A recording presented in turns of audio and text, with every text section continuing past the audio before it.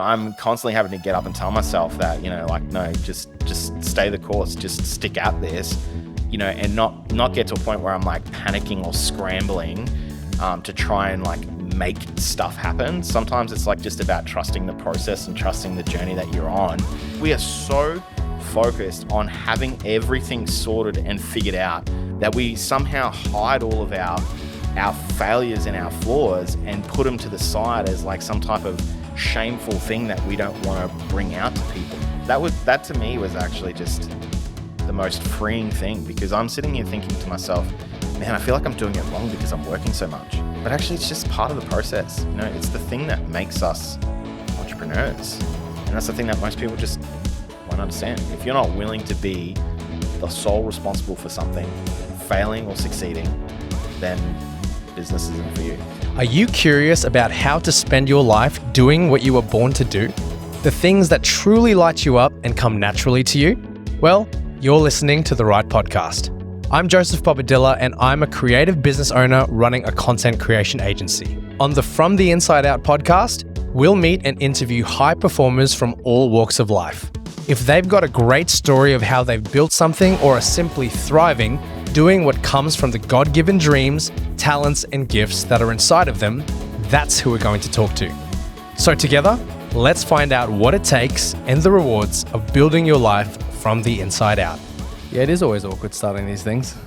Definitely. You had me on your yet unreleased podcast a few months ago, and I feel like we always have said every time we catch up, we need to start recording a podcast because it's just good information. That's what happens when two just incredibly intelligent people start talking to each other. Just two titans of industry. It's just exactly, it's just magic and gold, and people just need to be there and hear it. I mean, why else would you record yourself? Yeah, it's not self-serving at all. Thanks for coming on at No worries, bro. The very last minute, quite literally.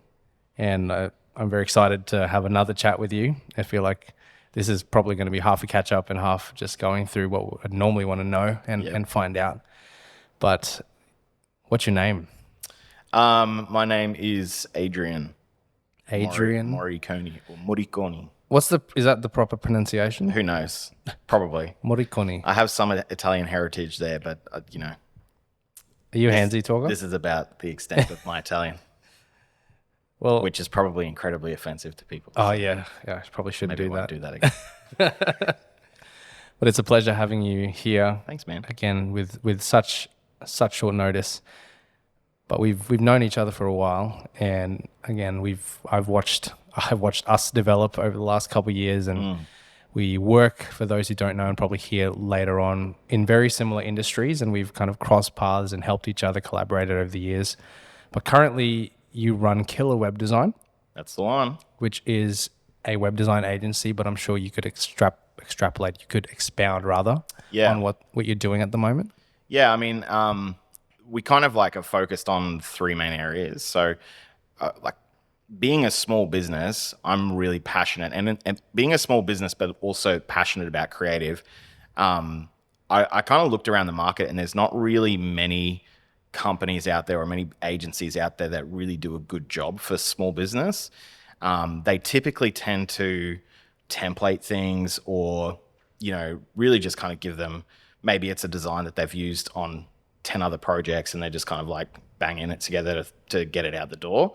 And they don't really future-proof the website either. So they don't really think about it in terms of, hey, this business in 12 months time might not be doing what they're doing now. Maybe they're going to have an accelerated growth. And so we need to actually develop a scalable platform for them, rather than just, a template that they're kind of fixed to for however long they have it. So having a background in obviously brand strategy and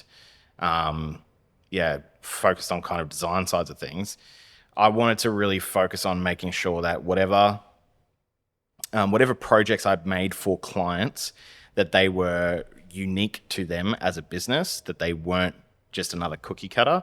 But then also it's like, how do you then make it affordable? Because obviously anytime you make something handmade, obviously that takes time. Time is money.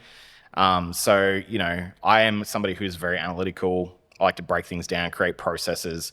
So essentially, I just created a really streamlined process, created all my own frameworks for developing, which, it's helped me kind of build websites for small businesses, particularly, and do them really, really fast. But that being said, there are other stages in the process as well. And, businesses go from small business to a medium-sized business, and they're really focused on marketing now. And so in order to have a really robust marketing website, obviously you're thinking about SEO, you're thinking about Google Ads, you're thinking about, social media ads, all that sort of stuff. So you're now thinking about your website more from a campaign side of things. So it's really thinking about, at that level, it's really thinking about who's coming to the website, what's the point, what's the information you want to deliver to them, how do we create the design to actually convert the customer that's coming. And then the next level on top of that is like, once you start to use your website a little more frequently, you start to think to yourself, well, how can I make this better, right? And the great thing is that there's so much technology out there these days, and particularly with AI coming into play, it's really easy for a business that maybe doesn't really touch their website at all, they don't really do much with their website, to go from that into having this website that constantly attracts customers and has people coming back. And I think ideally that's where every business should try and get to, is to create some form of value, or I call it a platform, in which people are coming to your website. It makes you completely unique from all your customers. You're now creating your own technology that your competitors can't, copy or do as quickly and easily, and it just helps you to stay ahead of the game. So, I've got some big plans on things that I'm going to do for that. I've been working on that sides of things with my clients as well. Realistically, those are kind of the three things. It's like working with small businesses just getting started, bigger businesses that are really focused on marketing and converting traffic, and then businesses that want to turn their website into a platform that keeps people coming back. So good. So good. And for those people who have just been listening to all of that gold that you've just spat out off the cuff, I think it should be clear that you know what you're talking about. Yeah. And that you've been doing this for a while, and you've thought about it from more than just a beautifully designed website standpoint. And I know that because of the way that we've interacted over the years and the way that you think about strategy and processes and everything like that. So I'm very intrigued now, because we're going to unpack essentially how you got to this point in a way through the questions that I'm going to be asking and the journey we'll hear about. But up top, the person who just came on the podcast last had a question for you that she had no idea who you were going to be. Yep. But the question that's been presented to you is, at the moment, Adrian, what are you too scared to do right now that you know you need to do next? That's an intense question. I think the thing that I'm the most scared of doing right now, and particularly with the market the way that it is, clients are a little slower to pay their bills. Actually, recently, right now, have a customer that I'm chasing some money from who I've found out has gone into liquidation. So, it's like, this is kind of the market that we're in at the moment. But I've reached a capacity limit, and I'm wanting to expand and grow. And it's, I guess, the real thing that I'm kind of a little fearful of is taking that step and figuring out how to employ people, get people on board with what I'm doing, teaching people how to do it the way that I do it and not the way that everyone else does it, because obviously that's what makes it unique. I think to be honest with you, it's really just believing in myself again and like backing myself, and like we'll unpack it a little bit more as we go on. But I've had a few little hiccups along the way that have kind of made me second guess whether business is a thing for me or not. And that's been a journey. And so I guess, learning to just trust myself and back myself, I guess, is the main thing. The thing that I found interesting is that what you feel like you're kind of scared to do next is something you've kind of already done. Yeah. In the past. And obviously it's taken shape the way it has over the years, but all the way back to when you were younger, did you feel like business was a thing for you? What was some of the things that you maybe thought about doing as a young child or teenager? Yeah, I mean, I have never, ever once in my life thought I would run my own business, which is peculiar because my dad, has a pretty successful business as well. Um, he's in the liquid fertilizer industry, and he's got what most people would consider a large business. And um, yeah, I don't know. I just never really. It was when I was in high school. It wasn't something that I thought about. It wasn't something that I thought about in my 20s. It wasn't until like my 30s that I kind of went, I really hate working for people. Um, I think that that's what it is because, for me, I'm a very much a visionary type of person. And as my wife tells me sometimes, it's like my way or no way. And, I think that most entrepreneurs are like that. They have a very, very high sense of confidence in their ideas, that their ideas are the best idea. And, I think that that's probably been the reason why I've wanted to get into business is because when I look around at what people are doing, I analyze everything, like what people are doing and how people react, how it's been part of the reason why I've been, I guess, successful in the branding sides of things is because I can analyze what like the data of things. I can look at what people are doing, even just like subtle cues that people give me, like in a conversation or whatever. It's like I'm analyzing literally every single thing that people are doing, saying, things that people are completely unaware of. I'm analyzing that in the background, and I'm like running that through in my head. Like I'm running that through pretty much every type of scenario in like a split second, and then I'm going, okay, this is the way that we go. And it's been really hard to like work for somebody, particularly when somebody's not that in tune with what their business is doing or what's going around them. And you can clearly see like, this is the way that you fix this problem that you have. And you just end up as like an employee, you just end up bashing your head up against a wall, and it's like soul crushing. I'm like, I would rather be out there on my own doing it, trying something, failing at it, figuring it out, and then taking the next step rather than sitting back and just going, yes, sir. Have you always had that analytical mind about things even when you were younger? Like, what were some of the things that you enjoyed doing? Oh man, like I was music and that was it. Yeah, I always was convinced that I was going to be like a rock star. Um, I learned drums at a pretty young age. Like I think I was in grade 7 or 8 when I started playing drums, and then I picked up guitar and started playing guitar, and was just heavily into music. Me and my mates used to like jam all the time. I was probably in like 3 or 4 bands when I was in high school, and then when I finished high school, I had a couple of mates of mine that we kind of had a little band that we put together, and we recorded some stuff. And I was from a smaller town, so from Townsville originally. So like, not everybody has like big dreams and big aspirations. And so it's like, I wanted to take it to the moon, and they were kind of like happy just doing local gigs and whatever else. And when push came to shove and it was like, okay, I'm going to go to Brisbane. Nobody else really wanted to kind of take that step either. But, like life, right? Like I had family at that point. I was married. I got married really young. Me and my wife are high school sweethearts. We started dating in high school. I got married at 19, turning 20. Had my first child at 21. So I've got 3 kids. They're all like pretty much all teenagers now. My youngest is 10, my eldest is 16, and my son is 13. And so like just where I was at, I was really young with a lot of responsibility. And so I guess those dreams of doing music and whatever else kind of just disappeared, like I guess. And so I kind of just applied them to other things. But there's always been a sense of like, I want to achieve greatness. Whatever I'm doing, I want to be seen as the best at that thing. I'm always somebody that puts like 110% in what I'm doing. And yeah, and then sometimes it works out, sometimes it doesn't. It's exhausting sometimes. And then, thank God I got a family that love me, and yeah. What prompted the move to Brisbane? To be honest with you, like we were pretty much, we're pretty set in Townsville. Like all my family's from Townsville.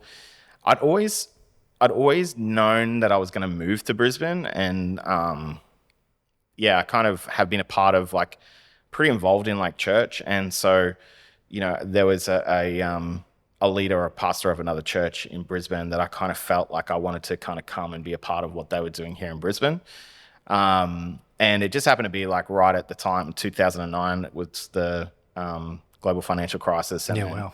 my wife had lost her job. I was kind of doing some like freelance music production and recording that sort of stuff, and so obviously there's better opportunities for that here down south in Brisbane. So we were just packed up and moved. Yeah, it was like we made a decision, and 2 weeks later we were Wow. in Brisbane. Yeah, that's definitely a move. That's a quick one. Yeah. I think there's some I guess maybe thematically even with myself, and wasn't really sure that we were going to talk about this, but coming from smaller towns, and I suppose you don't really see too many people, make the move to a bigger city unless they believe there's something better than the current situation. And I've definitely seen that in my own life. I've seen that in people around me who have done the same thing, and clearly, and there's nothing wrong. Again, I don't want to ever come across that there's something wrong about staying in a small city or a small town, because people have their own dreams, their own lives. But I definitely see that when people are dreaming a bit bigger, then they will tend to move somewhere to try something new, expand their horizons. Yeah. When you did that move, what did the journey look like from that point? I mean, like obviously, like anybody, like you move somewhere, you're trying to like get yourself established. So I had a couple of again like sales based jobs, and did some cold calling, did some door to door sales. To be honest with you, Oh, wow. that didn't last very long. I got sick of that real quick.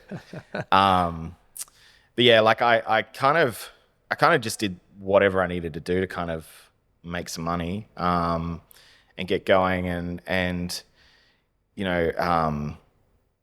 To be honest with you, like I just tried my best with whatever I did. I had some skill in music production, and I just would spend all my time writing and recording music. I ended up connecting with a guy who mastered my band back in the day.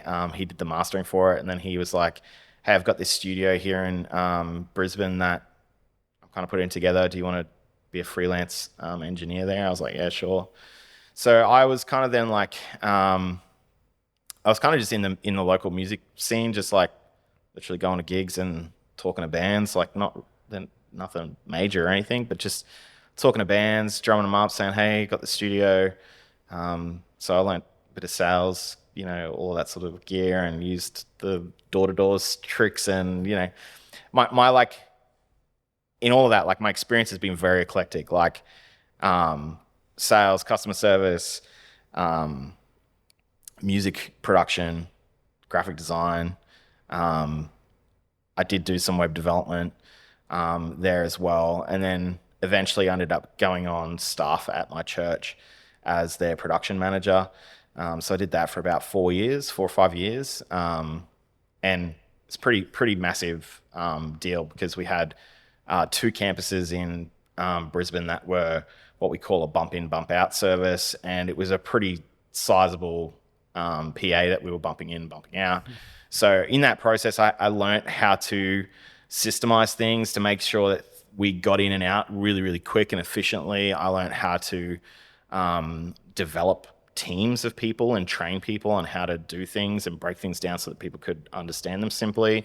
I learned how to delegate. I learned how to lead. I learned how to build relationships with people. Like there's so much that I actually learned in that period of time where I was actually working at my church, which was, really cool, that I'm using all of those skills now. But when I was doing it, I never thought to myself, "Oh, I'm doing this because I'm learning all these skills." But now also as well, it's like I was excuse my language, but I was a bit of a shit, like, not gonna lie. I had a bit of an arrogant type of dude. I still am to a degree, but definitely that's been kind of like tamed, and all of that has kind of come through, my time working at the church, and learning how to deal with people, learning how to manage conflict, because there was a lot of conflict. You can imagine, like, you got hundreds of people that you're kind of working with, and it's bound to be conflict. So learning how to manage conflict, learning how to like manage your own energy. There's just so much. I learned so much in that period of time. And then at the end of that, I was just like, okay, kind of sick of doing this. And now I'm going to go out and just do my own thing. So that's when I originally started my first business, which was Trident Creative. And originally, I had a guy who I was from my church who was teaching me video production. Shout out to Josh Wright, who's a legend. He kind of taught me just some basic stuff, and I just went, okay, cool. I can figure out how to do this. This is pretty simple. As we know, it's not. But I thought it was pretty simple, and I just kind of thought to myself, okay, now I know some sales. I'm going to go knock on doors until I find people that want to be my clients. I didn't really have like a portfolio or anything. I just purely relied on like my confidence in myself, in knowing that, yeah, if anything comes my way, I can problem solve it. Actually, that's probably the biggest thing that I learned at church, to be honest with you, is problem solving. And yeah, so I just back my ability now to know that, like, even if I haven't done something before, I fundamentally understand how it works, and I'm confident in my ability to be able to execute it.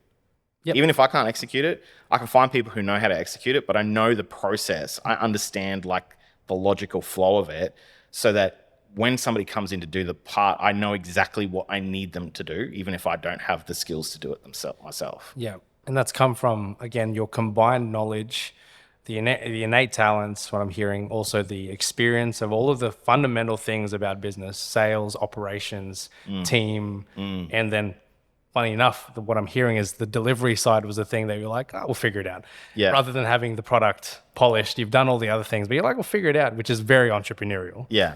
And then I find that fascinating because Alex Hormozy tends to, I don't want to butcher his quote, but he says something about stacking, confidence being a result of stacking undeniable proof of things that you've done. Yeah. That you're ready to just figure it out the next time. And because you've got that confidence that you built over time. Yeah. How did Trident Creative's life cycle look? Because I know obviously we'll get to so, I mean, what you're doing now. Originally I started with video. And then I had some guys who I knew who came on and kind of interned with me, and I kind of taught them the ropes on some things. They kind of helped me. And then eventually that grew to me doing, because every time I would do something, a client would say to me, oh, I've got this problem. And I would think to myself, yeah, I think I can solve that problem for you. So then I would go and I would find people to assist me in solving that client's problem. So that's kind of been the natural journey of like everything that I do. And my sister originally kind of helped me because she's a graphic designer. She helped me kind of with the graphic design stuff. And then I got another intern in who started doing some graphic design, and then web design as well came into that. And then so I kind of transitioned from doing primarily videography, and I kind of transitioned into doing the development sides of things. And then I had a designer that was designing. And so we had these three skill sets that we were going, which was content creation, branding, and web development. And it was great. It was a really good system, and it worked well.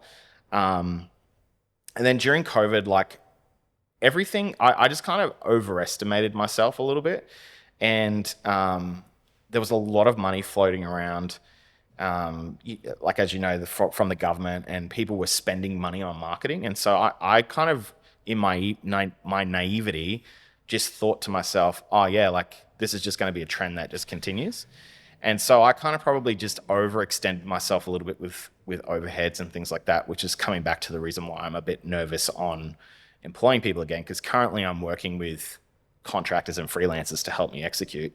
But I'm getting to the point now where I need people in-house that I can kind of build relationships with and direct.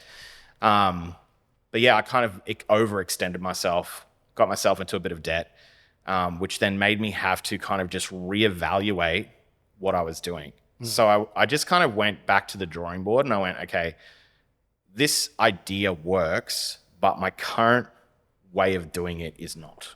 It's not functioning. And that was a really humbling period for me, because, when things are going good, you're like, man, I'm so good at this. I'm like the man, and, to be honest with you, I kind of thank God that happened, because I do just retrospectively reflect and think to myself, man, what an arrogant dude I would have been if I just had continued in whatever success that I would have had. I feel like I would have eventually got to a point where my wife probably would have hated being around me. People would have hated being around me, because I would have just thought to myself, man, you're so good at this. But like I kind of realized retrospectively that like, and I mean, this because we talk about this stuff offline, but most people probably won't understand the context of like faith and how God and our relationship with God actually interacts with us as people and what we're actually doing as like feeling like mission on the earth. But I really felt like God took me through this season of just humbling and just kind of like taking me back and going, okay, you actually need to work some things out personally in yourself, number one. And then number two, you need to like figure out what you did wrong in the process and actually like try and build it up again. So the one thing that I loved doing more than anything was the website sides of things. So hence why I went, okay, I'm just going to like strip everything else off and I'm going to focus on the website sides of things. It's the thing that I like doing the most. It's the thing that I'm probably the most uniquely skilled at as well. And so from there, I eventually started thinking about, okay, because I stayed as Trident Creative. I'm like, okay, well, I think I need to rebrand this and like do this as a new thing and just relaunch it, which I haven't officially done yet. Like I'm still kind of in this kind of, I don't know, low-key building mode. Yep. Yeah. So, but I feel like I'm really, really close to having everything kind of lined up so that when I launch, it's going to be impactful. But yeah, so I just decided that I'm just going to strip it all back. I'm going to go back to just doing web design and focusing on this because I felt like what I didn't do well was, and I think that looking at your journey, the thing that you've done awesome is that you've gone, this is the thing that I'm awesome at. This is my niche that I'm really good at. And then you're really good at telling people that story without it feeling like you're just promoting yourself. And so I feel like what I've actually learned from you is like the things that you've done that have done really well. I'm looking at that going, I need to steal some of that stuff and do some of that. So it's been good watching your journey from like a bit of a distance as well and going, I need to implement some of those things. So I've stripped it down, went, this is what I'm doing. This is what I'm focusing on, heading in this direction. Now I need to work on my execution of my product. I need to make sure that I can get it at a high quality, at a relatively quick pace, which is a really hard thing to do in my industry, because you run into technical problems all the time that take months to figure out sometimes, and the client doesn't understand that like I'm actually working a lot on this in the background, but it's like it doesn't look like it's going anywhere, but there's actually a lot of work happening in the background to try and problem solve something. And yeah, now I'm at the point now where I'm like, I feel like most of that stuff is kind of nailed and sorted, and I've productized what I'm doing so that it makes sense to people. I'm really clear about the language that I'm using so that people can grasp it simply. And then I think I'm at that point to kind of ready to hit go, and hopefully things just start going upwards from there. That was really long-winded, so hopefully I don't you think so. something from that. I thought that was very succinct, actually. So I really believe that the learnings and the things that we converse about when we're not recording, I really believe that it's gonna go well, and it'll take its shape the way it will. But I just love your resilience and your willingness to get back in there, and obviously acknowledging that some things were a bit of a burn, but you're still pushing through. And I mean, you're still around good people, I think. So, well, it's funny because actually it wasn't until relatively. Man, I truly believe that there is nothing that comes along my path that isn't or hasn't been given to me by God as some type of way for me to correct who I am as a person, refine who I am as a person. Even something as simple as a random podcast video that came across my YouTube feed from years ago, right? It wasn't even like it was the latest podcast from somebody. It was some random podcast that came through. I don't know if you know Chris Do from the future. Yeah, so he, in my mind, in my industry, I'm thinking, man, this dude's like awesome. He's got it together. Like he's got it all figured out. And I had never gone back and looked at any of his old stuff before. And then there was this one random podcast that I listened to. In fact, it wasn't even a video podcast. I just somehow went on his website and like randomly found this podcast that was on like SoundCloud from like years ago. And when I was listening to it, he was telling the story about how he actually was, they were actually in the motion graphics industry and they failed He built this team and like they failed at that. And now when you actually, because I was like, he's out there talking about his business as like, he's like the guru to all the agencies. And then I went and looked up, his agency doesn't exist anymore. Yeah, he's now established himself as the Correct, coach, exactly. And I thought to myself, man, and he was talking about the fact that he had to learn that wasn't a failure. Like being able to being able to acknowledge that something's not working and redirect and repivot is not a failure at all. And I had to like figure that out, because that was a big part for me that's been hard over the last probably 18 months is like, something didn't go the way that I thought it was going to go. Again, because of my own arrogance as a person, and I think that every idea that I have is perfect, right? Like I kind of went, yeah, what I'm doing is perfect. There shouldn't be a way that this fails. And then it failed. Well, it looked like it failed. It looked like it didn't work. And so I had to go back to the drawing board. And so now it raised all of these doubts in me of whether this was something that I was called to do, whether I'm gifted or talented in this arena of business or not, whether I have what it takes. And, I had to learn just even recently, even as far away as a week ago, I'm constantly having to get up and tell myself that, like, no, just stay the course, just stick at this, and not get to a point where I'm like panicking or scrambling to try and like make stuff happen. Sometimes it's like just about trusting the process and trusting the journey that you're on, and that eventually that you will get to that point. And I guess the good side of it for me is that obviously I have a faith, and I feel I have a relationship with God, and most people won't understand what that means when I say that. But every day, like I humble myself to listen to what God has to say about who I am as a person and the direction that I'm heading in. And it actually helps refine and shape me. And there's been so many times where I'm like stressed about something that I need quite desperately. And I feel like I need to take action step A, B, C, D. But I feel God tell me not to stress about it. And so I just take a step back and I pray and I give it to God. And it's crazy the amount of times, like I literally have had times where I've prayed and I'm like, God, I need $5,000 to come in today. And then that day I had a meeting with a random person who said to me, hey, I feel like you have some need. How much money do you need in your account today? And I said, I need $5,000. It's like, okay, I'll transfer it today. It's a pretty cool story. Yeah, but then and then even just as recently as the other week, I'm like, God, I really need to get some more leads come through my door this week. And I went to a couple of business networking things, and people I've never met before, or people that I've had conversations with on a friendship level, but never on a business level before. Like they're like, oh yeah, I know this person who's like looking for a website and blah, blah, blah, blah, blah, blah. And here's their contact. I'm like, cool. It's like you can't have so many of those consequences. Like some of those coincidences happen, and you think to yourself, oh, hang on a second, like I prayed and then this thing happened. Maybe there's something to this. Yeah, and that's the thing that, again, I hope there will be people who will listen to our podcast that know we come from that faith background. And I love, like in my own life, I always, my thing for myself is also like thank God for the opportunity and make the most with the opportunity of what's been put in my hand, but then trust him with the outcome. Because like you said, we have to take the steps A, B, C, D, but then at the end of the day, the results, to others, it's fate. To us, it's faith. It's God. Well, to me, I've worked out that it's humility. At the end of the day, that's what I'm learning. Like, this is why, and sorry, I don't know if you want to go this. Let's go wherever you need to go. Deep and spiritual about it, but like it's part of who I am as a person, right? So,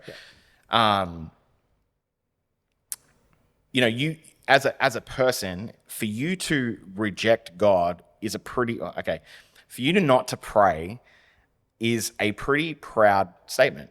You're essentially saying, I don't need any help, right? I don't need anybody to help me, right? And this is why I have become such an advocate of prayer, even if you don't believe in God, right?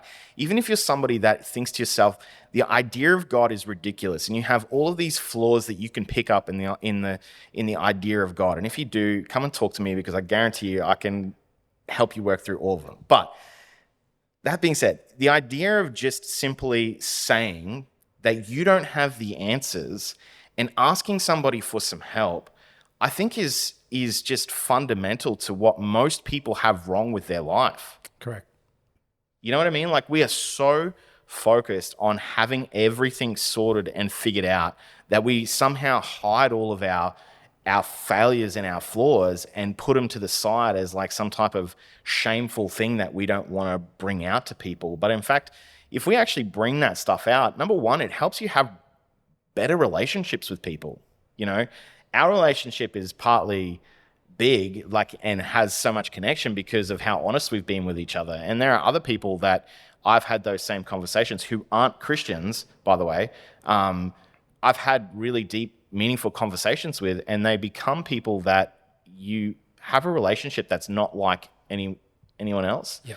You know, and if you're so concerned about not giving people your weaknesses, like it's hiding your weakness from people, you'll never have enough of a relationship with somebody to be able to like really get help and get ahead and see momentum and movement forward. And that's how I look at prayer. I'm literally just saying, God, I don't have what it takes to do this thing. I actually need you to help me in this situation. Powerful. It's true. Like there's so many people out there who just cry out to God, and they like that's a natural human tendency when we're desperate and realize that, again, we come from the worldview that we were created by God, that made in that image, and so he does hear us. But I think it's powerful, especially because we do have a quite sizable Christian audience with the people that I'm connected with, and just to hear that perspective on what prayer is, I think people could really learn and a lot from that. Yeah, what you just said. It's not a religious thing. It's not religious at all. You don't have to make it like some big liturgy. You don't have to go to a church service. You don't have to put music on. You don't have to do anything other than just simply say, God, I don't have this. I need your help. And he'll answer. Like, he will. Yeah, and between you and me and everyone else who's listening, again, we've seen that happen. Yeah. Like my entire journey from moving to Brisbane has been fundamentally based on that fact of I have no idea what I'm doing at any point in time, but please help and show me. Yeah. And it's great. I love that. It's exactly what I wanted to kind of get out of this podcast as well. Great. Is hearing some of that too. But you mentioned, I want to kind of wind back a little bit, because you mentioned just off the cuff that something about your mission. And I know I don't want to hold you to what you might say today, but do you feel like at the moment there is a mission on your life that you kind of feel this is what I'm supposed to be here doing? Yeah, 100%. I mean, there's some things like I am a person of vision, right? I can tell you exactly what the purpose of my life is, right down to the very last thing that I'm going to do before I take my last breath, right? I am not, however, in any way control of that stuff happening. This is the difference, right? I believe God's given me a vision for what I need to do with my life, but I'm not necessarily in control as to whether that thing happens or doesn't happen, and that's part of the journey of what I'm doing, right? But the main thing that I want to do is I really feel particularly for young entrepreneurs, who do they have to look to out in society other than people who, okay, so like think about it, like you got dudes like Logan Paul or like, these like influencer business type people who look like they've got it all together and they've got everything sorted, and they create this like imaginary lifestyle that people need to obtain to become happy in their life, right? They have to obtain some level of success, some imagined, height to be successful, right? And I really don't, when I look around, I don't really see an alternative to that worldview being presented to people. It's like, in order to be successful, you have to have money. In order to be successful, you have to have achieved X, Y, Z. In order to be successful, you have to be international. You know what I mean? Like there's no focus. I look at my life and I think that the greatest success that I have is that, number one, my kids have their life together. You know what I mean? Like they're coming into their teenage years and they're emotionally stable. They're strong. They're not going to be pushed around by anything that happens to them in their life. also, I've been married to my wife now for almost 20 years, right? Like what 37-year-old can say that they've been married to their wife for 20 years, right? Yeah. Nobody, right? These are the two things that I'm the most proud of in my life, and I think are the greatest successes. If I don't achieve anything else other than that in my life, then man, I'm set. But I also know that there is a mission on my life for what God's called me to do, and that is probably the part of where I'm at right now in my life, is that I feel like there is something that I need to be doing, and so I'm going to keep working at this until I achieve this thing. And essentially, if you want to kind of see the picture of it, is that ideally what I would like to do is I'd like to build and establish Kilr as a brand that is focused on creative sides of things. So eventually we'll get into content and branding and web development and that sides of things eventually down the track. I have a secondary business which is going to be purely focused, and sorry, that side of the business is going to be primarily focused on conversion. So converting ads, converting traffic. So that's what that's all about. Yep. Then I'm going to have another business that I'm going to set up, which is going to be set around traffic generation. So that's going to be primarily just a marketing and advertising business. And then the third business that I want to establish is going to be a business coaching and business systems development business. And the idea then is that from those three businesses that I'll have everything that I need to be able to go and find other businesses that I can, or great business ideas that I can invest in and that I can help grow and establish, and to begin to build my own, I guess, Shark Tank style environment where young business leaders who have great ideas but don't have the resources to execute, that I'll be able to kind of invest and help and build that into something. So fundamentally, would that have kind of an undertone or a very explicit maybe faith element to it? Not necessarily. I think I'm really looking to establish something that is not really dependent on any one particular thing. I really want to get into as many industries as I can. And I want to really be undiscriminate in what I do. The only thing that I want is that person has to want to be the best in the industry. Whatever industry it is, that's realistically, that's going to be my one criteria, is that if you don't want to be the best person that there is, we fundamentally won't align on the core value. Yeah. And so I won't want to be a part of that. But, I have obviously, when we're looking at ministry sides of things, I'm very passionate about youth evangelism and that type of stuff. So look, I'd love to do that sort of thing as well. I'd love to plant churches and that sort of thing as well, be on the mission field. So I look at business as a way for me to build a resource that allows me to not be limited in my ideas. I have lots of ideas. You know me. This might be with that in mind, this might be a hard question to answer, but if you could take it to the nth degree, what does it look like? I mean, I'd love to have $1 billion worth of $1 billion worth of turnover every year. Yeah, amongst all of the businesses that I'm connected with, at least 20 businesses are significant businesses I want to be partially invested into. I want to be have offices across the globe. I don't see any reason why I should stop. What do you say to people, doesn't matter, again, faith or no faith, about thinking about ideas and dreams that they might have? Do you have anything you could tell them? Why would you limit? Why would you limit yourself? Why would you limit what God can do through you and in your life? Taking it to, I guess faith sides of things, not to isolate people who don't believe in God, but why would you put a limitation on it?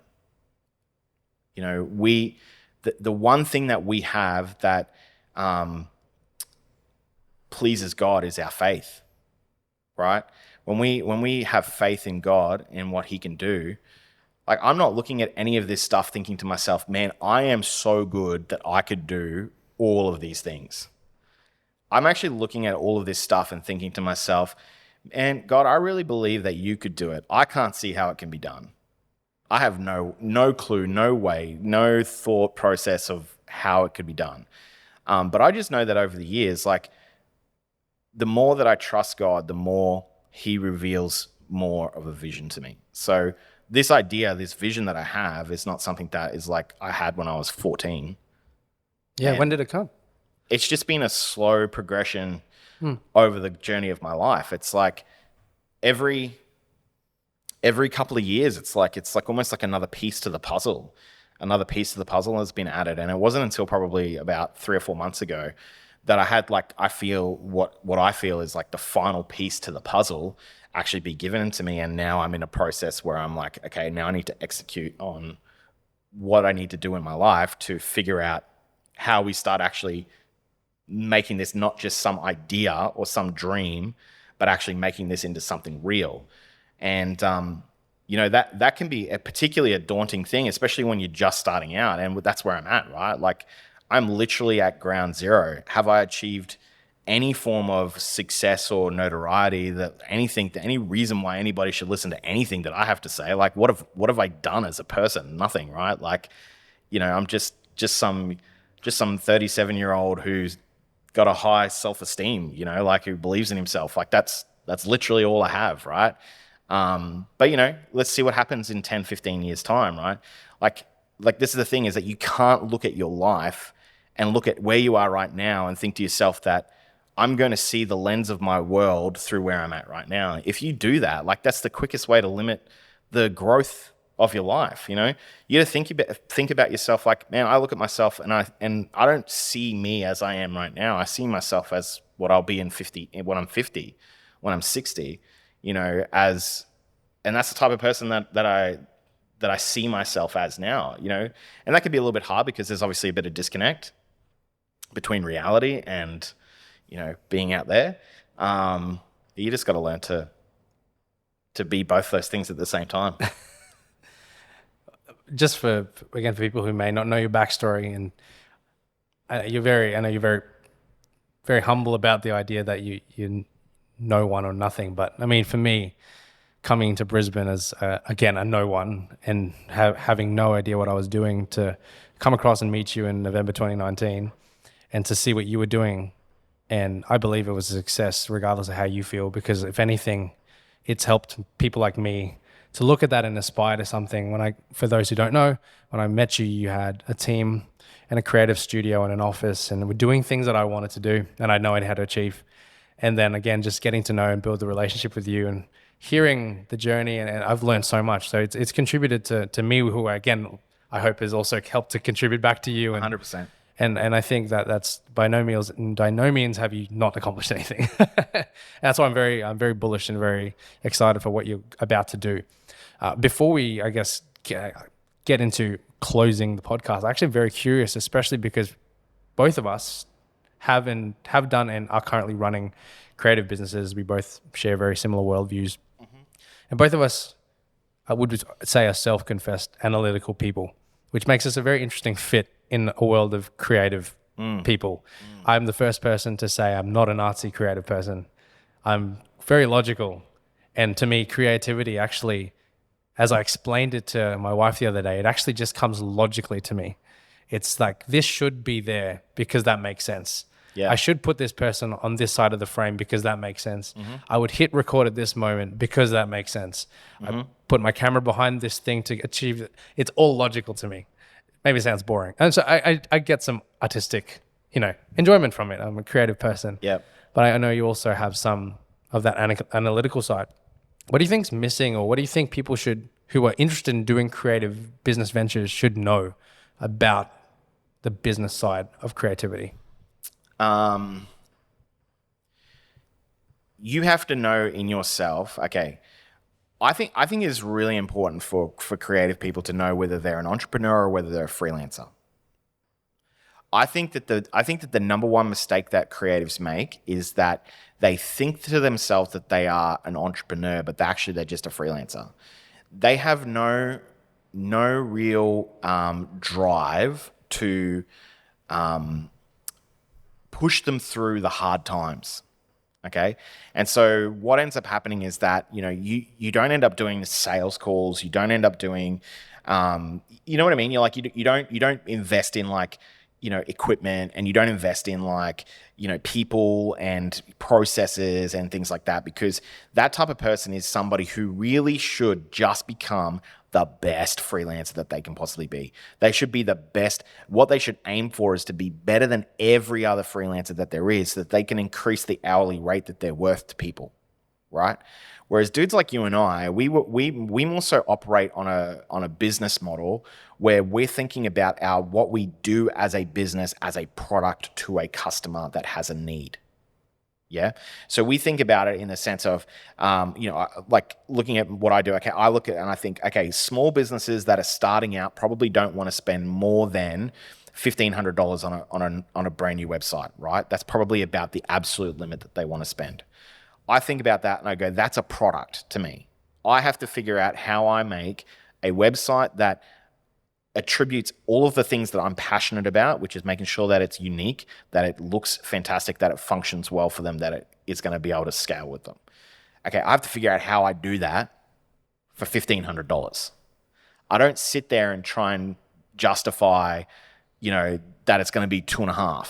When the customer doesn't want it, you know what I mean? The product is not made for that person. Yeah. There's no amount of convincing that you can do you have to change your product to meet the needs of the person. And that's why I have different products along my scale. And I'm not just going there going, well, this is my hourly rate because I'm the best that there is. I'm looking at ways, and then I start to think about it from a marketing point of view. I go, okay, this is a product that I have. How do I market this product to the people that need the product? Okay, well, I'm going to have to do probably some cold calling. I'm probably going to have to do some Facebook ads, some Google ads. You know what I mean? Like, you have to do all of that sort of stuff. Most creative people who are freelancers won't think like that. And that's a good way to identify whether you're a freelancer or whether you're a creative entrepreneur. If you are a freelancer and you don't think that way, that doesn't mean you can't think that way and become one. It just means that you need to identify that and you need to swing the way that you think to become more this way. But in the same sense, you don't have to be an entrepreneur to be able to make good money as a freelancer, right? You just need to align yourself with creative thinkers entrepreneurial creatives and go, okay, this is the service that I have. This is my hourly rate. How can I work with your clients?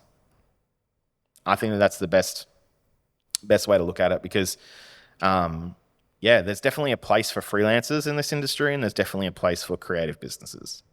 100%.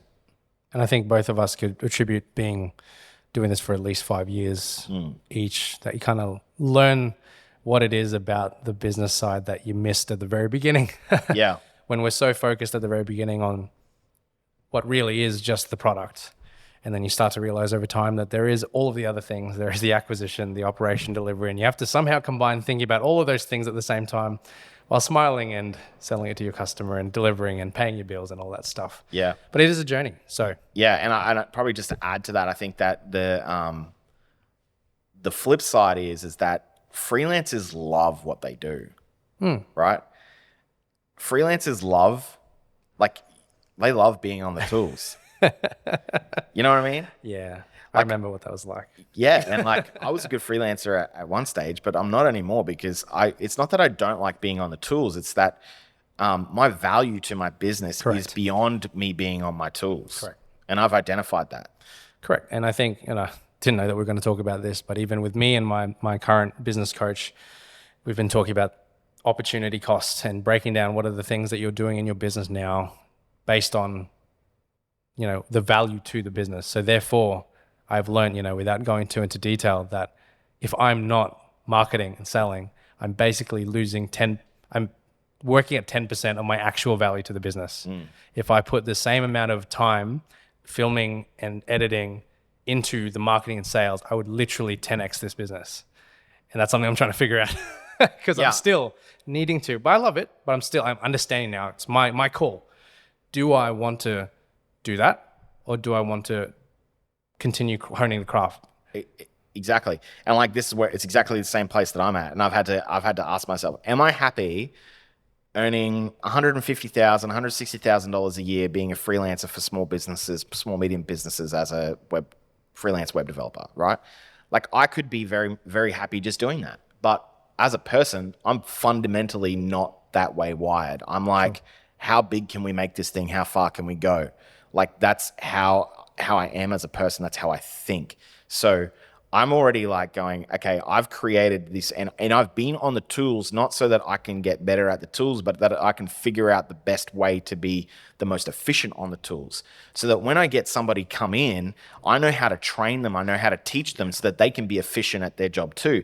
And hopefully what happens is that I get the right person in there eventually who thinks like me and thinks efficiency and is able then to train and manage other people underneath me. That's how I think about what I'm doing. Yep, and that would be your general manager. Correct. Yeah, or creative director or whatever role you want to give them. Yeah. But essentially, they become the project managers or the people who actually interact with the clients. They're the ones that think creatively, because this is the other flip side of it. It's like people like working with people like you and me because we think strategically about stuff, because we're business owners ourselves and we're not just freelancers. We don't think about like, how do we make this video the prettiest video that there is, or the most cinematic video that there is, whatever the heck that means. Anamorphic bars. Or like in my industry, the most functional website that there is. Like, what does that even mean? That doesn't mean, literally means nothing, right? We think about it from like, how do we make this thing connect with your customers the best that it possibly could, while still managing to enjoy and appreciate the craft enough. Correct. To talk to the creatives that love it that much. 100%. And that's the thing that I've loved is meeting people like Matt, who's producing the podcast at the moment, who loves the craft, and I want to equip him with the tools that he needs to do the best, the C70s and the things to make the craft amazing, because I still love that. I still get that enjoyment in seeing other people fulfilled at doing the thing. And then I hear people, in our creative team at church, who are just very artistic. And then I can immediately go, I am not that. Yeah. But I appreciate when there are people like that. There's a place for them, and we can work together to create something incredible. You have to work together, right? Like I have been on creative teams where there is somebody who is super creative, and we look at the scale, they're like this far creative. But they don't have anybody who's this far admin. Yeah. In fact, they probably can't work with somebody that's this far admin. They actually need someone in the middle, right in the middle, that understands the creative, but enough about the admin that they can keep them going. Correct. Which is the producer.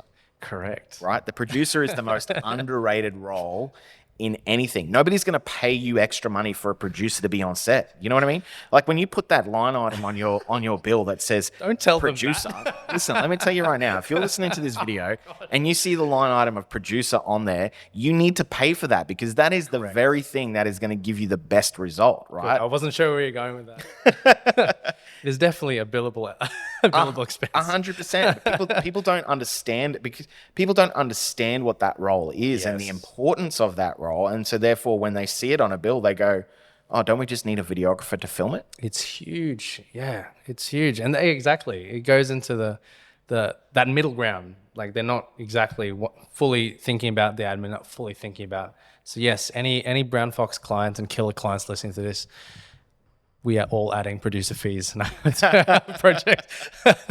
No, you just don't know they're there. Cut. I'm joking. I want to keep that in. Hey, this has been so good. And I feel like, as always, we could talk for days. Yeah. As always.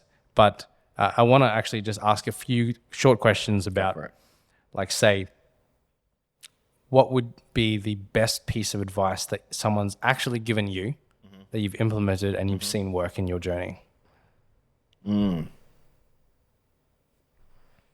Yeah, actually, just recently, our good mate Jace Pearson had a nice fatherly conversation with me, and I said, "Oh, Jace, I'm so tired of being busy."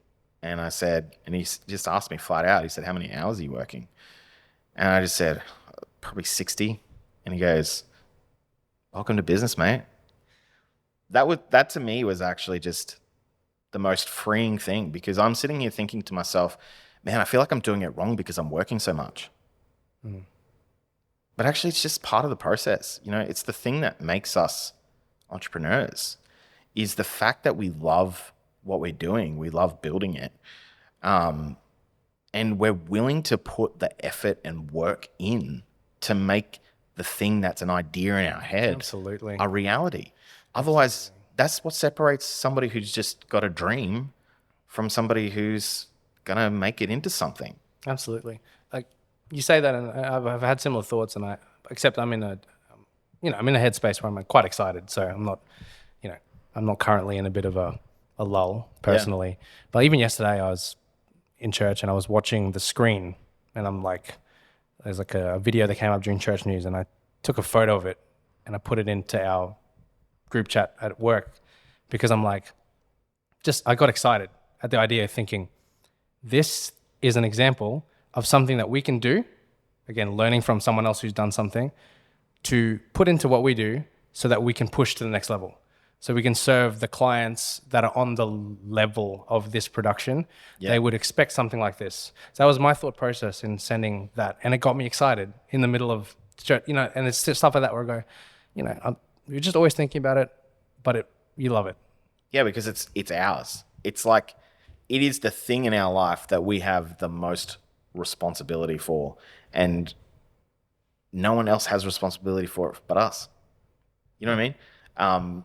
I don't know about you, but like my wife is not a part of the business in terms of like the daily running of it. Yeah.